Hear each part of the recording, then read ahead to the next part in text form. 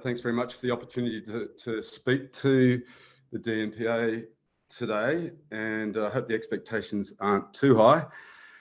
I've been, as you mentioned, I've been involved in this since the very start. I think 2017 is when the ACCC was asked to look into it, and have been through that entire journey up until the legislation enacted in March 2021, and obviously still ongoing through our current agreements that we've got with the platforms. And my involvement was primarily as a participant representing independent newspapers across the country through our newspaper association, Country Press Australia. And Country Press Australia represents 190 member newspapers. Whilst our own group was one of the biggest group members of the association and still is, Country Press Australia represents a wide range of sizes of publications, from mum and dad, small regional newspapers to groups with many newspapers, but most of our members are really quite small.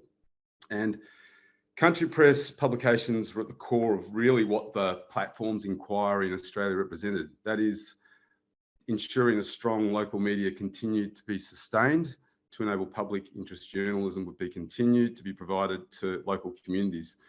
You know, holding the powerful to account and acting as a voice and a platform for informed public debate.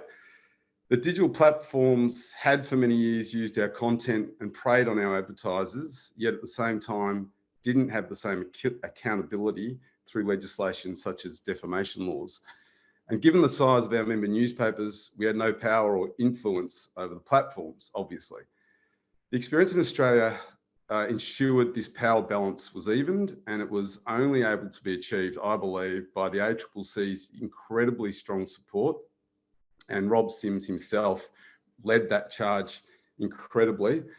And ultimately the recommendations to government, which led to the legislation and the mandatory code. Now, initially, as Rod and others have mentioned, the code was intended to be voluntary, and some discussions at that point took place between publishers and the digital platforms. But the reality is there was no urgency and there was no commitment.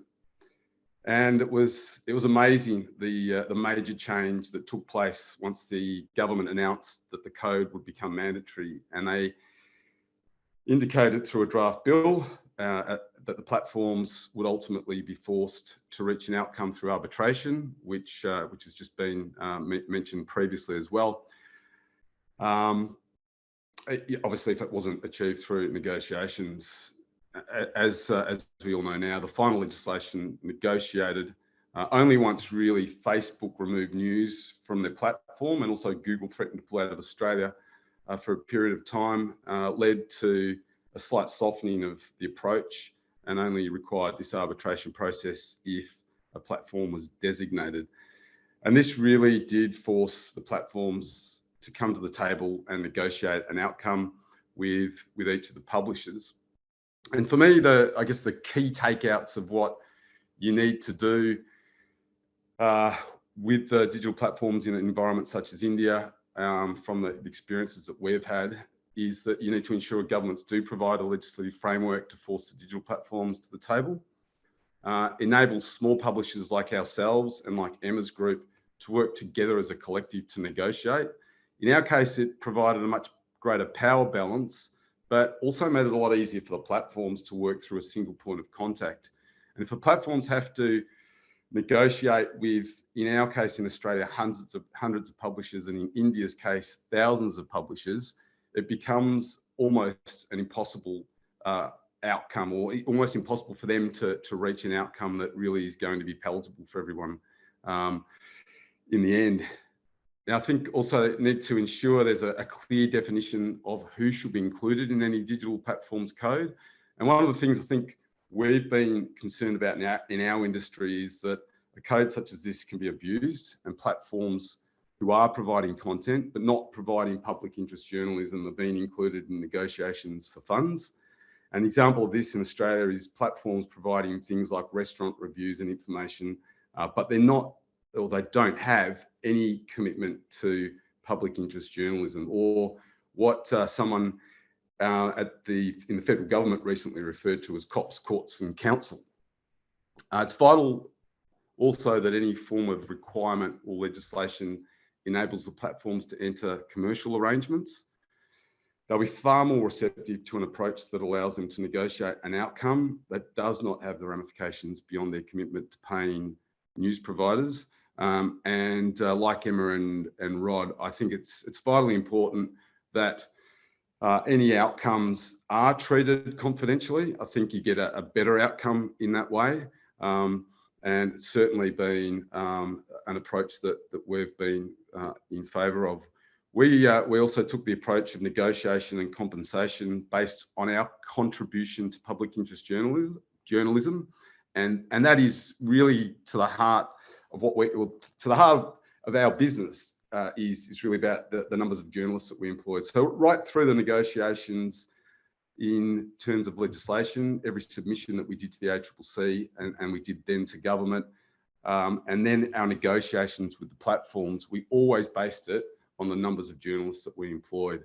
It wasn't necessarily how the remuneration was ultimately developed at the digital platforms end, but it's certainly the way that we used it in terms of coming up with numbers in how we believed we should have been compensated. We based it all on the numbers of journalists that we had, and we had our own number that we wanted to achieve with the digital platforms based on a per journalist headcount, essentially.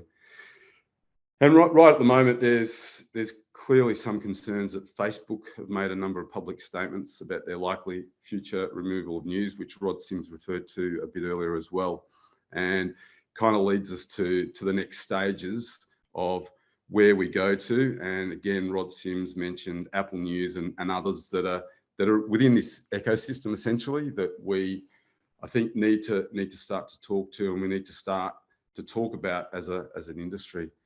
But from my perspective, that's pretty much all I've got for the moment. So thank you. Thank you very much, Paul. I'll begin with a question, and this is a quote from the statement that you made to Australian antitrust regulator. So in the letter to Australian Competition and Consumer Commission, he wrote, "The duopoly of Google and Facebook have had a profound impact on Star News Group over recent years, impacting on revenue, profitability, and companies' ability to provide public interest journalism to our local communities." What I wanted to know, where all did you feel the pinch the most, and could you quantify the exact loss? Quantifying the exact loss would be very difficult. Probably the single biggest issue I think that Facebook and Google have had on local publishers has been their ability to control their advertising platforms and essentially control the prices that businesses pay in local environments. Facebook, you can't, unless you're selling the Facebook platform as a publisher, you can't place ads on Facebook. With Google, they essentially control the amount that people pay, and obviously through things like Google AdSense, they control that advertising environment quite significantly as well. So the inability for a small local publisher or even a larger publisher to be able to monetize their digital business in an advertising environment has become almost impossible. Interesting. Tanmay, you want to ask the next question? Yeah. So thanks a lot, Paul, for the wonderful insights. So, after, all of it is done, so what does the future, hold for you guys, both, on the print side as well as the digital side? So, if I talk about the next 3 to 5 years, what do you think that, how is the, business, shaping up? What will be the, type of, journalism, that you guys would, do more? And, what's the, ultimate outcome? That's a good question. So in Australia, there's been a significant change. So our business and the industry group that I'm involved with is very much about regional and local journalism and newspapers. So we don't tend to cover national stories. We're very much about hyper-local journalism. And in Australia, that was quite controlled up until the pandemic hit in 2020. It was controlled by the likes of News Corp and Rupert Murdoch. And also, well, really at that time, it was Fairfax morphing into another company now called Australian Community Media. So there were sort of two big companies in Australia that dominated in that sphere. And 2020 hit, the pandemic hit, and there was significant mass number of papers that were closed essentially overnight. And since then in Australia, there's been a really significant increase in startups that have been started by independent publishers.